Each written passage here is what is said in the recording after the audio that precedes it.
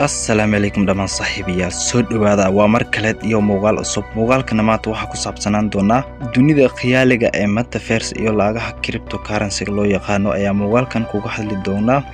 haddii aad ku hesho muuqaalkan si aan u soo badino muuqaalada noocan oo kale like saar mahadsanid adduunkan sida aad u jeedo waxa iska bedeli doonta lacago digital loo yaqaano waan lacagaha cryptocurrency haddii aad wax ku fahanto dunida aydan waxay jirtaa dunia khiyaaliga loo yaqaano metaverse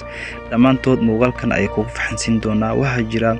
in badan oo dadkan kamid ah lacagaha cryptocurrency wax fikrada kama ay haystaan laakiin dhalinyarada maanta kolkoodii horumarka technology iyo isbedelada hawliga ee dunida haddii aysan la jaan qaadin waxay uga dhigan tahay in horumarka dunida ka dib dhici doonaan laakiin su'aasha ugu muhiimsan muuqaalkani waa maxay fursadaha tiknoolajiyada ay leedahay sideeba qofka wax ugu darsan kara tiknoolajiyadan usuban iyo maanta tiknoolajiyadani maadaama ay usuban tahay waliba wadamada horumaray dadkoodii ay ku usuban tahay dadka in badan oo kamid ah aysan ku baraarugsanin qofkii hadda la qabsado oo waqti geliyo hubaal waxa ah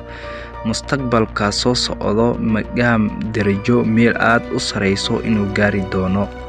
waxa badan ka ogow blockchain technique ahaan sida uu shaqeeyo labo isku day applicationo badan ama mashruuco tiknoolajiyada la xiriiro inaad hooga saarto saddex dayactir ayaa ku sameyn karta dunida khiyaaliga ah ee metaverse waxyaabaha ku soo qaldamo wax waliba markii ay bilow yihiin dadkii la qabsado ayaa noqda kuwa ugu danbeen dadku ay hoos imaadaan waxaad lacag ku sameyn kartaa dunida khiyaaliga ee metaverse haddii aad aqoon u lahaatid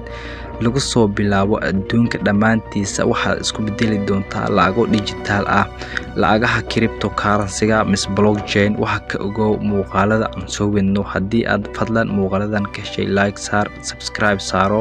gambalaalkana furo si aad u noqoto daawadaha koowaad muuqaaladeena u daawado mahadsanid muuqaalkana maanta halkan ayaan ku joojin doonaa